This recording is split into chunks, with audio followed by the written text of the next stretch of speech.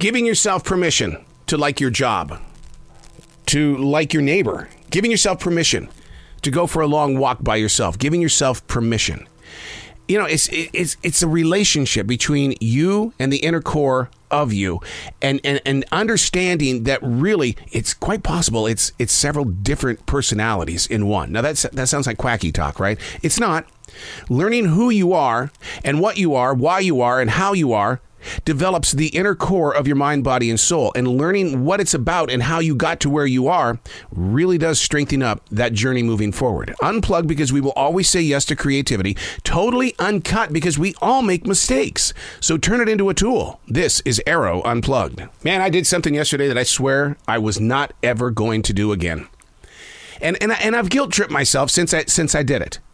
And this is not a knock against this journalist. It's just something that I needed to do because I just never felt good after I did what I did. And sure enough, that feeling came back again because I decided, oh, what the heck? I'm going to jump off the wagon. And it's like, how did I weaken out to do that? I think what it is I just wanted to check in. I just wanted to see if maybe what I was feeling through my daily writing and through my defrag writing, that, you know, maybe I was wrong. But if I'm being truthful on the page, how could I have been wrong? If you know what I mean. But you know, I am a podcast listener. And so what kind of podcast do I listen to?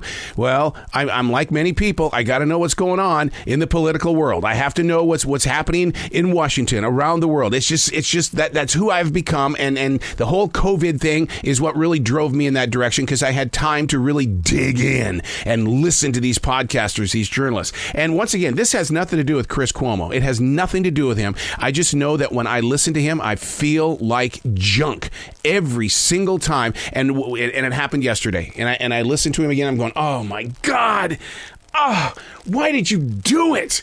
And I mean, I took off all of these different apps that were on my phone because I did not want to find Chris Cuomo anywhere, because I knew that I would go and listen to him. And it's like, God dang it.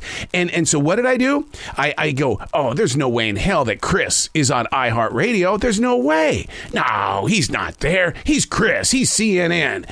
And sure enough, I went up there to that little search engine and I typed in his name, and ba-ba, it was there. And what did I do? I listened. Look, I don't know why. I don't know why. It makes me go insane or makes me feel sad. I don't know why. I just know that what I feel like after listening to even 15 minutes of him, I just got to go. And then I've got to figure out how I'm going to pick up my pieces. Hey, it's Arroe. This is The Daily Mess, a chronological walk through an everyday world. I am a daily writer. I take junk like this and I try to study it. I try to figure it out, because you know what? There's no book out there that's going to say, hey, look, this book is about you. This is how you need to correct you. The only book that's going to be about you, your journals, your defrag journals, the things that you go through on an everyday basis. You're going to start comparing things to other things, and you're going to learn more about yourself. I love books of motivation. Don't get me wrong. You need those fuel starters, but you've got to understand that it is just a tool, and that tool cannot be a great tool if you don't activate something in your life and accept change and challenge along the way. This is The Daily Mess. Learning to free our minds from the daily headlines.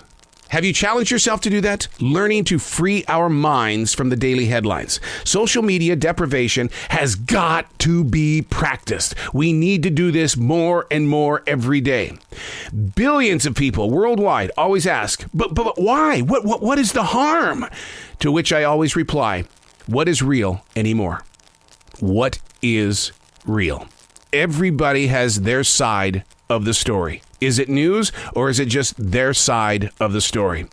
With so much technology around us, how much of it is actually being used for what it was designed to accomplish? Computers and smartphones are still toys. Not because I want to be a know-it-all. I'm very guilty of hitting every news website because the inner core is always trying to understand, where are we in history? How will the future look at what we're trying to accomplish? Will the future blame us for their faults? And how will they cancel culture the situation to make things pretty again? Freeing up the mind from the daily headlines. Oh yeah, that means Hollywood. That means your sports stories. That means all things financial.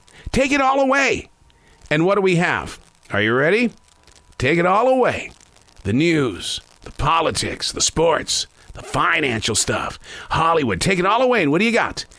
Hulu, Netflix, Disney Plus, Paramount Plus. Oh, yeah. True champions of mastering fake worlds. I mean, Marvel is real, right? I mean, come on. It is, right? It's real. We've got to shape places of quiet time. 2, maybe 3 times a day. Just 15 to 30 minutes of nothing. Total 100% nothing. Not even your favorite songs on the radio. Nothing. No sight, no sound. Just me, myself, and I. Ooh. You think you can handle that? You think your inner core can handle it?